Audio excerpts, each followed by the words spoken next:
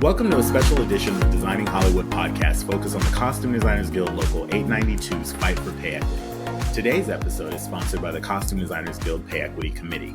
I am your host, Phillip Boutté Jr., and I'm excited to bring you a second episode of the show focused on costume department and their fight for equal pay and recognition of the necessary art form that is costume design at large. Designing Hollywood podcast is a show dedicated to all things movies and its industry professionals. Today, we have the pleasure of having two guests on the Designing Hollywood show who have worked together many times as a costume designer, assistant costume designer team. They have masterfully crafted shows like Man in High Castle, The Sun, Mysterious Benedict Society, for which Catherine won an Emmy, Perry Mason, and the upcoming FX series Clipped. Please welcome my friends and fellow executive board members, costume designer Catherine Adair and assistant costume designer David Matwijkow to the show. Thank you. Welcome, you two. Thank you. Thank you. Hi. Welcome. I'm glad to speak to both of you. So I want to get into right away, just so that our guests can kind of know. Tell me, was there an aha moment where you knew this is what you wanted to do for a living, or tell me how you got into the industry? Why didn't you start, David? Because I'm boring. No, you're not boring at all. Mine's just not as straight a story. I started out studying acting in college, and I got thrown into the costume department as a requirement. Ended up on the running crew of a show, backstage, like helping people change and doing all those things. And the woman in charge was a grad student. Unfortunately, she became ill and had to be hospitalized. So they were like, "Oh, you're kind of bossy. We're going to put you in charge of all these other people." So they put me in charge of the crew, and then they gave me a work study job in the costume shop where I started to learn how to do things, working with the designers who were teaching at the school. It was New York City, it was NYU, so there were some very talented people, teaching and working, and I started attaching myself to them as like a side hustle, so to speak, working for them on their outside projects. And one of them just happens to be the very incredibly talented Tony Award-winning Gregg Barnes. And I ended up working for him for 10 years, learning how to do all sorts of things. I didn't know anything in the beginning. And that was always just sort of I was pursuing acting and doing costumes all along. And then costumes just overtook. And I learned how to make clothes. I've worked as a pattern maker, and I met Cate while I was running a shop that I owned, making custom-made clothes for the movies. I moved away from doing that and started freelancing, and then Cate hired me to cut on a show. And then the next time she hired me, she said, I want you to work for me again, but I would love for you to be my assistant costume designer. So I joined the guild and became her assistant costume designer. That's incredible. And I want to ask, before we move to Catherine, I want to ask, do you find, because this is something that we actually share in common, do you find that the background in acting helps you in costume? Oh, absolutely. Absolutely. Yeah. It's about creating character from the clothes. Whereas, when you're an actor, it's all about breaking down the character and your motivation. It completely overlaps, and it helps. And it actually helps with the psychology of the actor in the fitting room. Mm-hmm. That has been a big point. We should bring that up more, because I think having that background and thinking about it when they're in there, then you kind of know what they're going through. So it's easier to talk to them. Yeah. We have a common language. So it's helpful. Okay, and then Catherine, please tell us. Well, that's actually interesting, because nobody's ever discussed that in an interview before. But when I was at school, I did public speaking and drama exams and worked in the theater department at my school, in front of the camera and in front of the stage and behind, and did public speaking all the way through, including the Guildhall exams. But that said, I always loved making things. I always loved drawing. My godmother was a children's dress designer. And I'm one of those odd people who always wanted to tell stories through costumes and storytelling and costume design. And I loved going into different worlds. So when I finished high school, I went to art school. I did 2 years of general foundation in art, and then specialized in set and costume design with a specialty in costumes. And having already made clothes my whole childhood and all the way up through school, they threw me into the costume piece of it a lot more. And I had friends who were amazing scene painters, and we had to learn all the crafts. Their attitude was, if you're going to be a set or costume designer, you have to understand what you're asking other people to do. And the great gift from my training was I had to do scene painting. I had to do arc welding. I had to do prop making. I had to at least understand what I was going to ask other people to do. From there, So, I went into designing, theater and opera and ballet. My parents emigrated to the United States. I lived on the East Coast, and then slowly, without really looking for it, ended up in film and television. did you find from having that background in like kind of like making clothes and then, you know, like kind of studying and everything else, when you moved into the job of a costume designer, did you find that that fit just felt really organic and natural? Absolutely. And I remember, I know we don't have that long, but I remember when I was in art school, David knows this story. I had to design the set and costumes for "'Tis Pity She's a Whore," which is an epic Jacobean piece of stuff. And I thought I was being very clever. I did this amazing set with gazillions of stairs that looked like an Escher over the top mind bender.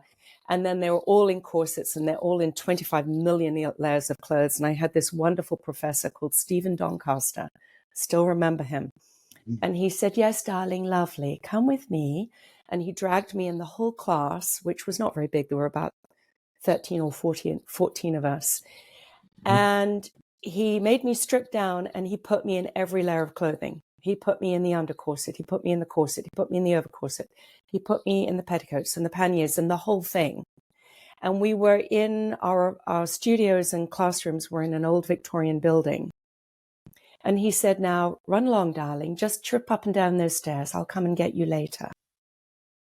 And he literally pushed me out of the class and put me on the stairs. Oh, and the shoes. Did I mention the shoe boots? The whole, Up yeah. and down, up and down these marble stairs for about half an hour.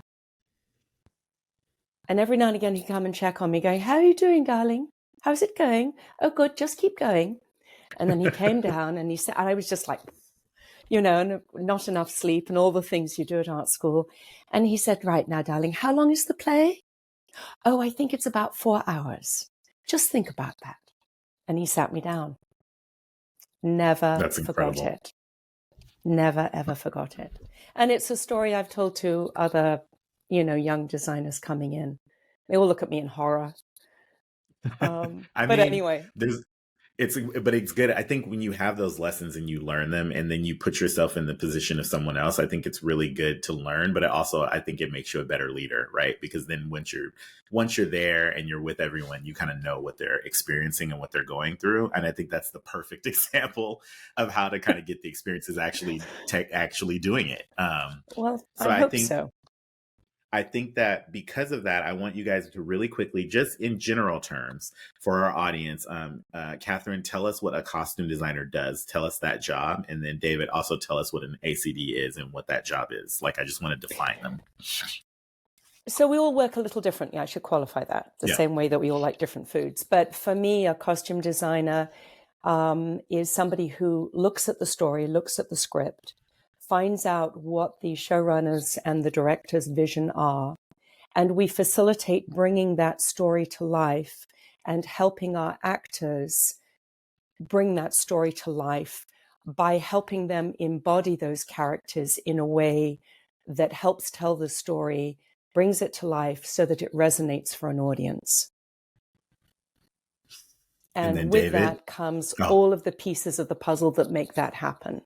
From the research to the connecting with the actors, to the fabric, to the palette, to coordinating with your cinematographer and your art director or production designer, to make it a holistic vision that is seamless. You know, this is a loaded question. It's a really hard question to answer. You did a good job. Yeah, it's a massive question. David, try and explain to us what an ACD is. What an ACD does. I mean, by definition, the assistant costume designer does everything that the costume designer does under the direction of the costume designer.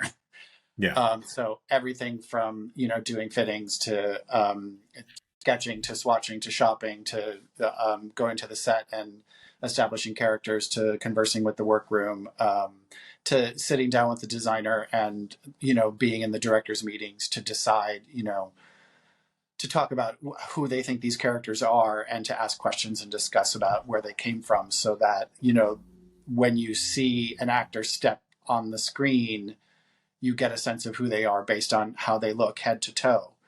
The actor puts on their accent and their physical affectation and their lines, and that's how they create their character. And then the costume designer steps right next to it and puts the clothes on them that also make the character make sense. This is who this person is. I find, especially just learning more about the costume department and doing more jobs in the costume department, the sheer amount of work that you guys do is impressive. It's also terrifying. And it's difficult. I found ACDing specifically to be in a hard position because the costume designer is such a catalyst and kind of like this like hub for a lot of the different departments, right? Like in terms of like talking to everyone all the day, right? So the director, producer, cinematographer, like everybody, right? And then I found the ACD position to be that and kind of this bridge of like literally the departments as well, like making sure that the designer is backed up, that the designs are proper, that things are being executed. But it was that times a million because your designer is running around and doing these things. And then the ACD is like making sure it's like, is the workroom this? Is this like, it's a lot. So I think that it's a good thing to define those things because it's two separate layers that are all, everyone's going in the same direction, but it's like trying to kind of funnel and hone in the overall kind of cohesiveness. I found that to be difficult. I think the big piece, again, this same professor that I keep referencing, Stephen, he said to me when I graduated, he and his family very sweetly took me out for dinner, and after he'd made sure I'd had perhaps one more glass of homemade wine that I should have drunk, he said, "I have one piece of advice for you, because I do believe you want to do this, and I do believe you can succeed." He said, "Trust to put around you people who know as much, if not more, about what they do than you do about what you do, and treat them with respect and dignity and trust." And I think, like anything else, it's finding that marriage of trust. There are times when David and I, because we've been together for more than 7 years now, there are times when we communicate with each other in a gracious, loving, bossy way that some people who don't know us are surprised by. There are times when he will say to me, "You need to choose a button. What about this one?" And I go, "How about this instead?" And he goes, "Okay, fine." And there are times when he will step in and go, "You have 5 minutes and then we need to be in the workroom." And some people are like, is he? No, because we trust each other, because we have each other's backs. And I'm very clear that if I trust somebody and I respect them and they understand what's in my head, which I think is the most, having been an assistant designer, the most difficult thing is putting your head around what somebody else is going to choose. It's not what I would choose, it's what would my designer choose. Right. But once you've got that, don't you agree, David? Once you've got that relationship, then however tired either of you are, however hungry either of you are, that you stand back to back with each other and the rest of your team to make it happen. And along with what Cate said, like when I'm like, we have 5 minutes, it's not about my wishes. It's about, we have 5 minutes because we have to go get this thing done. Because if we don't do this thing, it's going to hold up this thing, which is going to hold up this thing, which is going to hold up camera. So it's, and Cate and I know each other well enough that our egos, for the most part, just get out of the way. And it's like, okay, we have to do this thing, Cate. And she knows why I'm saying it. And so she's like, okay, great, you're right. I'm very glad you brought up that too. And vice versa. Sorry, and vice versa. This, I know that he needs to eat food because his metabolism's very, very... She is well aware you know that there's a certain look where I'm like, he needs food now. Yes. Because I know, or he needs water. Yes, exactly. And again, people look at us like, you're not the nanny, Cate. And I'm like, that's not what this is about. No, that's about us keeping everybody on the train tracks safely. Yes, exactly. And speaking up. And just general care for the other human being next. Yeah. You know. Yeah. No, you guys literally just answered my next question, which was how does how does that work, or how does that pairing work? And specifically, it always left. So the way that I understood it, or the way that I've seen it now, just having done it just once, I ACD'd for Maya's reveal on Blue Beetle with Daniel Salon as the main ACD, right? So what I described it as was, it's like that I Love Lucy episode with the chocolate conveyor belt. And like when David's talking about the 5 minutes, it's like, if you don't get this in 5 minutes, all the chocolates start piling up, and then you're trying to figure out, like, it's a mess, right? Like, it's a literal mess. And I think that that's something that I've seen. And like the ACD kind of seemed to be that funnel, or that catalyst to make sure that everything stayed on par. But you really are like Lucy and Ethel working together to try to make sure that the chocolates are going down the path. And that's something that I think it was like such a visual representation of it. But I was like, if it goes off, it really starts to pile up quickly. It does. What I've started doing is, like, as we plan out I think we have several different appointments. I start setting phone alarms for, like, we have to leave in 5 minutes for this. So now it's become sort of nonverbal communication. The alarm goes off and Kate's like, oh, okay, I know that we have to move on to the next thing. And do you find the other thing that you guys brought up that I really like too was ego? I find some of the best pairings is when ego is completely out the door, because it makes you make better choices. But then the trust level is so high that it's almost like one voice. It's like everyone's moving together. Can you talk about, I think, past, getting that part out of the way, can you talk about the times that it's most challenging when that relationship, in terms of at least like, is it a time issue? Is it, pressure from the director? Like, when do you find that you really have to kind of be on it within the directness of that relationship to make things work? Like when you take, my suggestion to anybody on that is that it's always there, that it's always on an even keel. David and I will start every day and end every day. We'll end every day talking about the next day and the next week and the schedule, with an understanding that it may change on a dime, because that's the nature of our industry. But I don't think, I should have David speak to this too.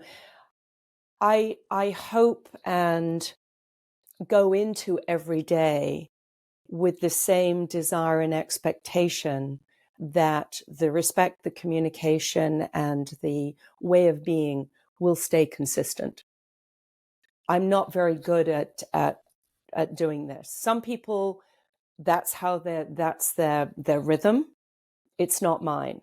So I try very hard, even when they throw us a massive curveball, to just breathe through it and just keep going and maintain the same communication levels that he and I have with each other all the time, which I should say, when you're having a second ACD or a secondary ACD come into the picture, can make it quite difficult for them, because we have such a shorthand. I can't expect somebody who doesn't know us as well as we know each other it's sort of like a bad date, because suddenly you're in a threesome, and somebody always feels left out. And somebody always feels and on the few occasions we've had that, we try to sit them down and say, look, we don't expect you guys to be us, because you're not us, and it's not fair to ask that of you. You don't have the history or the shorthand. If somebody's shopping for us and they bring back buttons, you do not want to bet against him knowing which one I will choose, because you will lose money. You will lose. Yeah. I can usually hone their 6 choices down to 2. She'll pick one of the 2. And then she'll be like, well, no, I want to see them all. And then she'll see them all, and then she'll pick one of the 2. And one of the 2. Exactly. But one of the reasons we do that is, for the younger ACDs coming in and the people just coming into the industry, I don't want them to think that those 6 choices don't have value. Right. Yeah. Because all of them do. If they're good and they have a career, and one of the shoppers we worked with recently is already ACDing, and she's doing an amazing job. We're really proud of her. But it was valuable for her to have those 6 choices.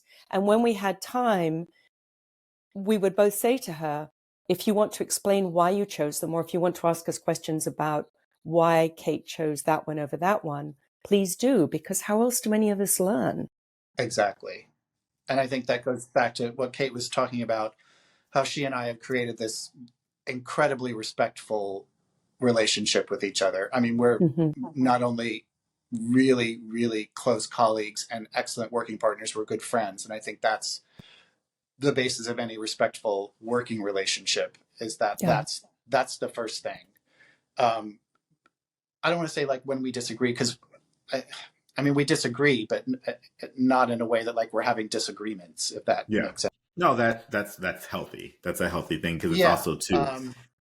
But bringing that relationship and that example of respect to, you know, a key who's working with us or a secondary ACD who's working with us, and showing them that our relationship is based on respect, so our relationship with you will be based on respect as well. And that's how we treat everybody in the department. Bring that up a little bit, because now we're talking about it. So like secondary ACDs and like all of those things, and like how that kind of works within the relationship with the costume department. Can you guys touch on that in terms of like how to, like, and the skill set levels and training and all of those things that would be required to kind of bring people up to those levels? I think having multiple ACDs and training ACDs is an extremely valuable journey. And I think increasingly I see more and more use of ACDs in the industry. The first 5 films I designed, I didn't have an ACD on any of them. And a couple of them were big projects. Well, yeah, they were all had their interesting challenges. And early, even on Desperate Housewives, while on paperwork it was an ACD, at that time ACDs and illustrators were, if you remember a long time ago, were part of the same categorization. Yeah. So I had an ACD, but she was actually an illustrator. And she would do some of the online follow through for me, but that was it. So for me anyway, having an ACD, let alone a multiple ACDs, having a secondary ACD is a fairly new thing in my career. I think it's very valuable because the scale and the demands, especially in streaming and limited series, is enormous. And it needs more people. And how else do those people learn and become designers in their own right and jump into those shoes without having exposure? And 705 exposure is also very valuable, but the demands and the categories and the way 705 works has changed a little bit over the years as well. So it's a great way, I think, of being a little bit more than the fly on the wall as a secondary ACD, or an ACD that's brought in part-time or just for a few days or a few weeks to help through a hump, without them having the same responsibility or the same demands put on them that I ask of David. And you don't want to see anybody deliberately fall on their face coming up through the ranks. Yeah. And along with, if I jump in, please do, please. Also allows it allows that person who may be less experienced to bear witness to how the department works, how a more experienced ACD works, and then it also allows you to see where their strengths are and let them do the things that they are strong at to become more confident in them, while actually accessing the things that maybe they're not as strong at, and seeing how other people do them and people do them successfully. So it's a great opportunity not only to learn and grow, but to actually gain confidence by doing the things that they are good at as well. So what you're really talking about is a system. No, sorry, go ahead, Phil. Well, I was going to say you're setting up a system to where they won't fail, which is what I like to hear. Right. Yes. Which I think is very important. And also, if they are in that secondary, I know that sometimes there's a natural compunction to go, oh, well, I'm only the number 3 or the number 4. Yeah, but the other side of that is you may not be on the project for a year, and you may have the opportunity then of doing 5 or 6 or 8 of these equivalents of internships and see Mm-hmm. how different teams work. Right. David can tell you, I look at every single costume. I look at Yes. every single background artist. Through I go Mhm. to establish every single scene. It's just how I work. But other designers I know choose to spend more time in their office or more time in concept or more time online. I like to touch and feel everything I possibly can. And when I can't, he can tell you I get really grumpy. And it's not to say that any one position is lesser, because as we Yeah. all know, the costume department is like Jenga. You pull out the wrong thing and the whole thing's going to fall apart. It's So gonna fall apart. every part is important, and every part helps you achieve the Yeah. goal and achieve the product. So it's not that anyone is necessarily less important. It's just they all support different parts of the whole thing. Yeah. Now, if you guys are talking about like this brings up a good point because we can start to transition into some of the pay equity stuff. But the first question I wanted to ask you guys to establish at least the way you guys work together is it's really important for people to know that you guys both, specifically the jobs that you've done and been known to do together, they're massive shows that are usually period, themed. So it's period clothing. And then also just tons of extras, I want you guys to talk about what it takes to do that, because now we've established how you work together and kind of the dynamic of CD versus ACD. So just talk about getting through some of those shows and like some of the challenges that come up, but then also people understanding how pivotal or how crucial that CD ACD relationship is when doing jobs like this. Oh, that's a big one. Yeah. I have found, since I've had the privilege of being, to your point, hired more and more in that piece of the puzzle, if I'm offered the job, I'm certainly by the second interview, if it's multiple layers, I'm talking about, and if they're sensible, they're asking me about the question you asked me, how I work. And one of the things I say to them is, based on the scale and the magnitude of what you're asking, I have two main questions. The first is, if you are hiring me based on what you know I'm capable of doing, and it's in the same ballpark, I need my ACD with me, if he's available and if he's willing. Because frankly, at this point, without bragging, the two of us are four people. And part of that is because we just don't have to, we both know fabric. David's an amazing pattern cutter. I can read a pattern. We have a shorthand and we know how to get it done. So if that's what you're buying from me, he's part of my buying package. You know, if you're buying this, this bedding, if you like, guess what? He's part of the bedding. Yes, Sorry, David, right. I shouldn't have called you bedding. In this bedroom. Because otherwise, whatever I've sold you and whatever I've pitched in my presentation and in our communications about your story, the story you want to tell, I'm not the designer for you. I'm not the person, because I'm not going to be able to give you what I've just sold you. Yes. You need to give me the tools to do the job. So that, I think that's the starting point, is you have to, and I'll be honest, there've been a couple of them and it's a risky thing to do, but I knew in my heart that I was telling the truth, where I've said, I'd love to do this. I'm not blackmailing you, but I'm just being dead honest. Based on what you want to buy and based on what I've sold you, I cannot do it unless he comes with me. It's that simple. So you need to make his deal. And once you've got him sorted, then give my agents a call. And I've been honest with my agents about it.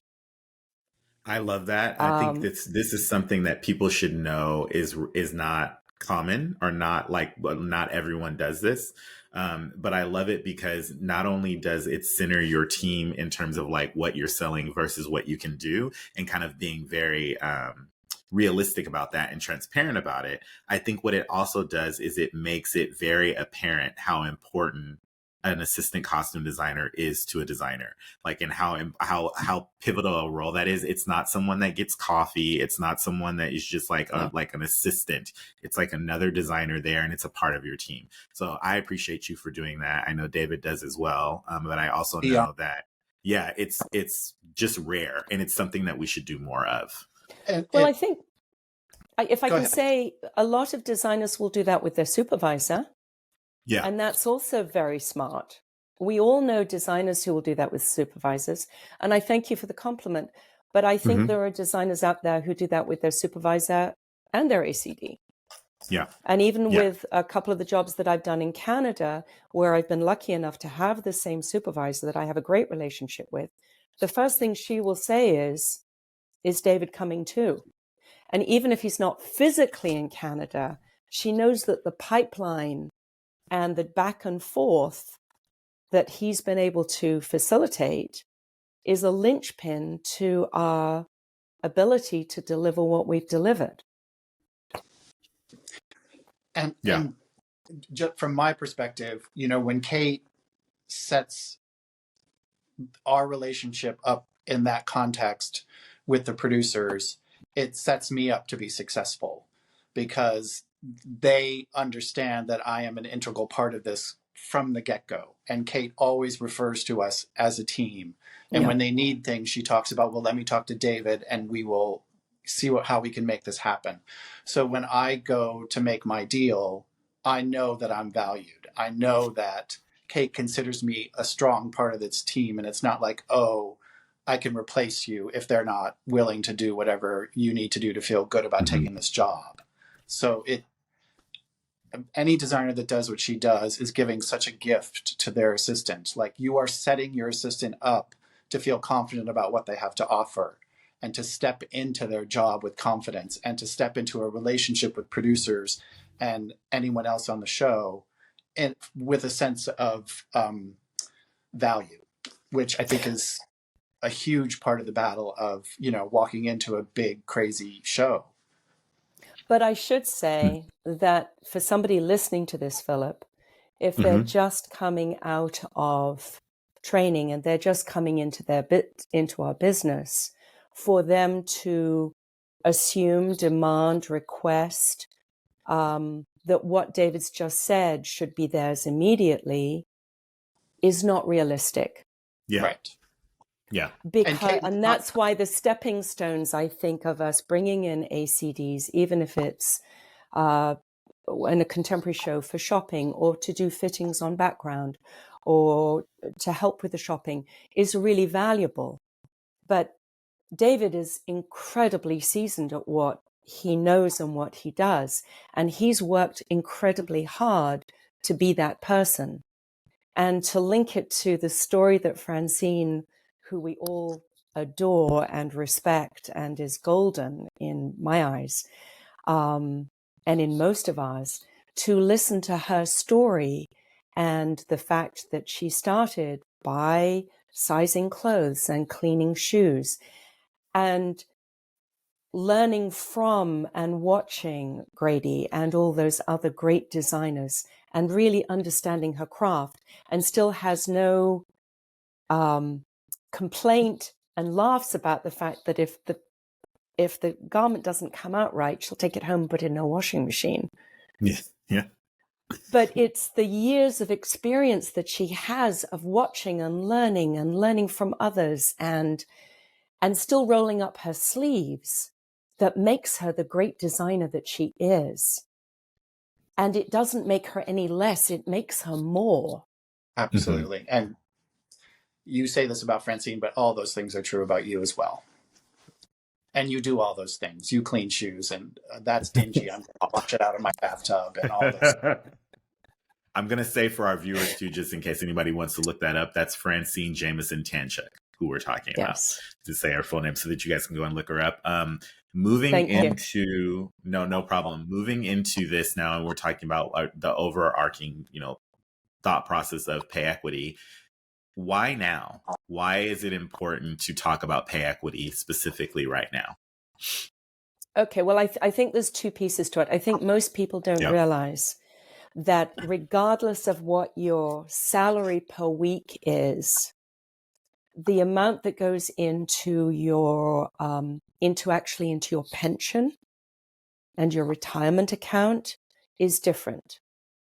So the hours you work, you definitely get money in a union situation.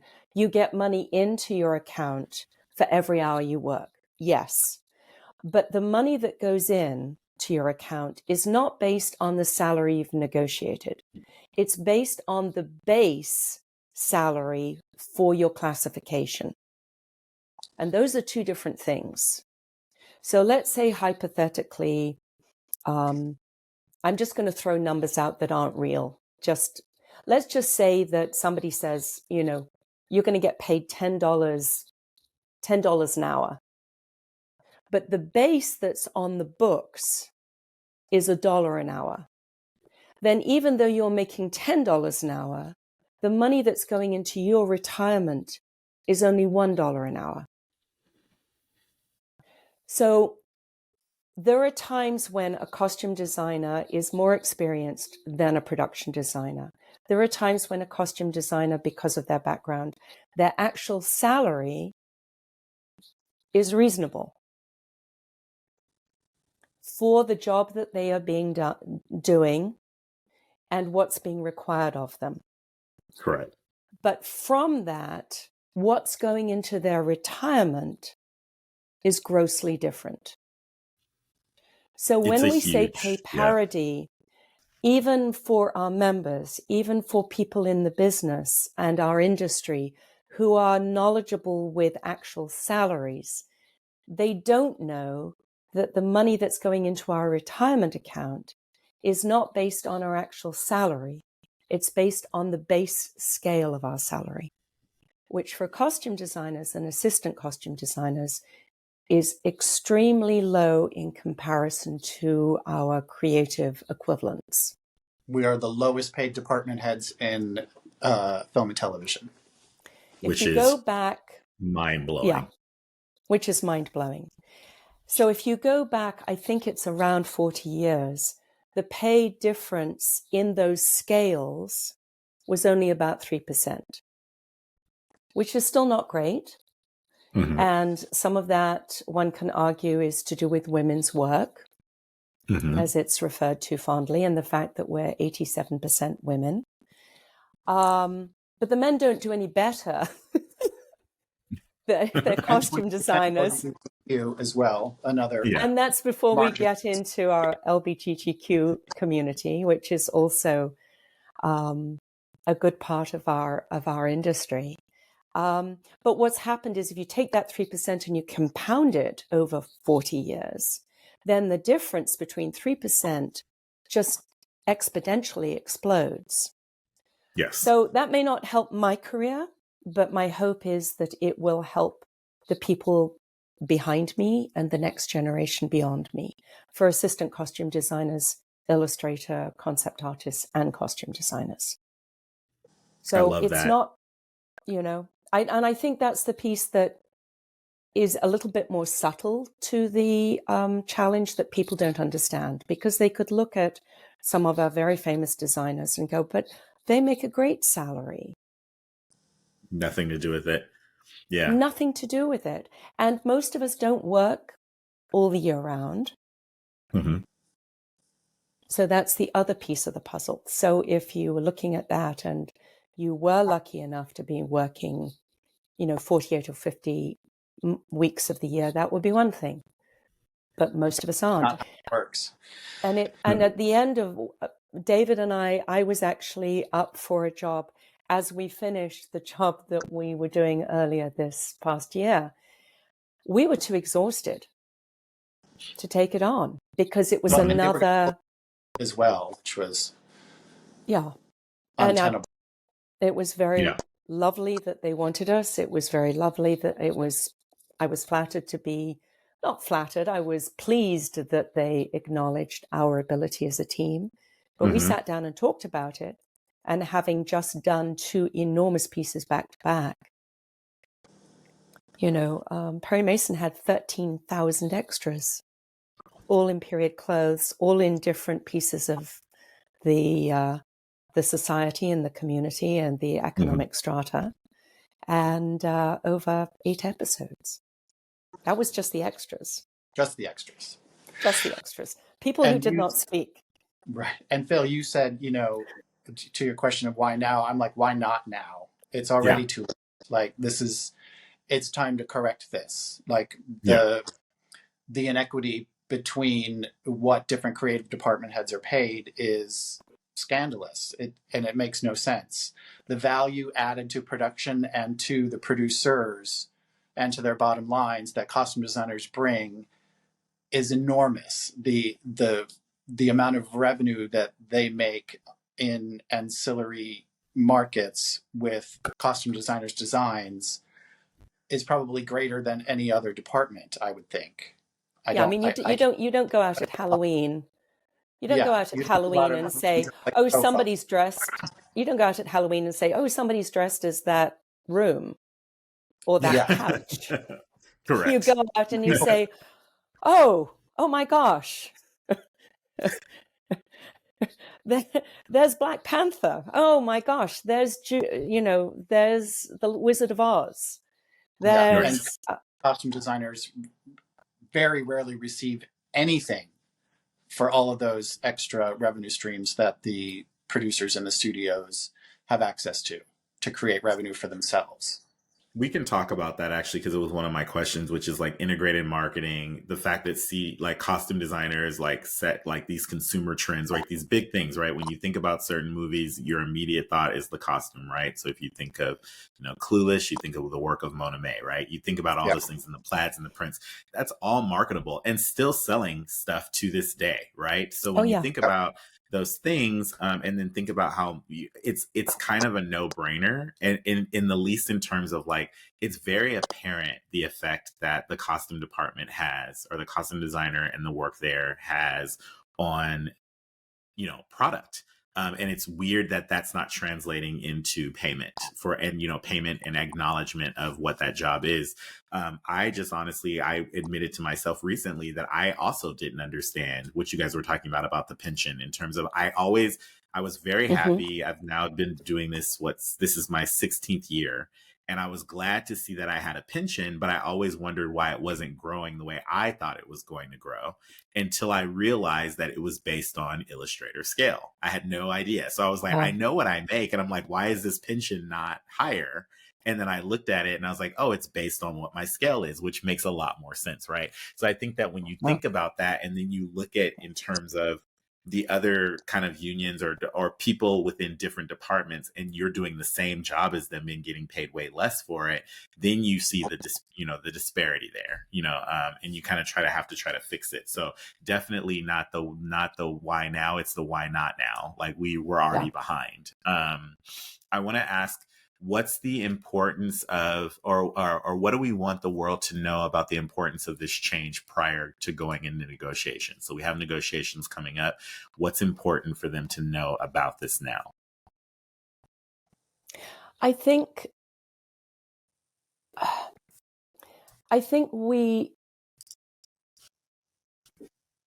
2 things. I think because we love what we do so very much, I think you have to really love being a costume designer or an illustrator or an ACD. You have to love it and be passionate about it to do it, because otherwise there's much easier ways of living and being. We forego sometimes our loved ones, our families, but the journey and the exploration and the research with every job is amazing. I think because of that, there's often, and again, because we're predominantly women, and because we're problem solvers, and because we're passionate, and because most of us are also caretakers in one way or another, we don't want to make a noise. We're like, yes, we love this, but we don't want to say anything. We don't want to be mean. We don't want to be difficult. And so Wouldn't you agree, David? So Yeah. to even bring We're this busy up, doing the job. yeah. So to bring this up is awkward, but at the same time, it's not unreasonable. I think And I would So say, go ahead, David. nothing. I was just going to say, and there in a grander sense, there's a lot of marginalization in the world in general happening, and I think a lot of that is being confronted these days. So I think that's another part of why this is being brought up again and being pushed so hard now, is that it's time. People are not content being marginalized or watching other people be marginalized. So it's Yes. time to step in and be like, this is unfair. And, we've done a lot of work putting it all down on paper. So it's very clear. Like, this is not opinion. This is fact. Yeah. Like, we have data. We know the makeup of the Costume Designers Guild. We know the makeup of the other guilds as far as gender and ethnicity and orientation. Yeah. And we know on paper how much they're paid, and we know on paper how much we're paid. We know what they do, and we know what we do. And there's actually California law about equal pay for equal work. So this is just about fairness and modernizing the system. Yeah. That makes complete sense. And I think it's about time that people start to really pay attention to that gap, because it's gotten grossly, it's out of control. And I think that especially when you pair it back to the work that's done and like what's there, and you said all the data and then seeing the actual results, it's kind of one of those things where you can't really even argue about it. It's very apparent that it needs to change, because it's not where it needs to be. I'd say, what is it? I know that costume designers scale rate is 45% lower than the highest scale rates. So I think that that's also a big staggering number. That's almost 50%, right? Which is something that then affects you guys. Can you talk about a little bit about how that affects like the day-to-day? Does it affect the day-to-day working, or does it just affect the overall kind of job? Like, at least in terms of those percentages, like, do you feel that weight while you're working? Do you feel like you're paid what you're worth? Yeah, right. I don't have time to while I'm, if I make the commitment to the job, I make the commitment to the job, and I want to tell the best story I possibly can, because it's my name, it's my reputation, it's David's name, it's David's reputation, and it's the people who are around me. And so, I hate to do this to you both, but I have to pick somebody up from the airport. I'm sorry. No, this is fine. It's completely fine. I'm so sorry. I know that's not we were able. No, it's okay. Or time or anything else. But I've enjoyed this so much that I just completely lost track of time. It's not a problem. Did you guys want to leave? Is there anything that you guys would like to leave with, the conversation with, like kind of like a point or something that we can leave the younger generation that's going to be going into this field? I think when I was at when I was the moderator at the Autry, the week before last, and we were telling all sorts of stories. I think it's really important as people come into our industry. We all have crazy stories. We all have stories of being in the rain and the snow and extreme heat and people passing out and all those things. But it is also, for the right people, it is also an extraordinary industry. I've met amazing people. I've been in buildings nobody gets to go into. I've been on ranches at sunset that our indigenous community traveled through and were sacred lands. I mean, I've seen things and I've seen regalia. I've heard stories. It's amazing. And every single day for me is different. And I'm still passionate and love what I do. It's not for everybody, but if you can find joy in it and adventure in it and laughter and community and respect, I don't know what else I would do. I really don't. And David? I think what I would say for people on this path and people who are working as assistants is, you'll probably work for a fair amount of people. And when you're lucky enough to come across a person that you work for and with who is generous with their knowledge, generous with their time, who are kind, who support your vision of your future and how you want to progress, like Cate does for me, that's the person to follow.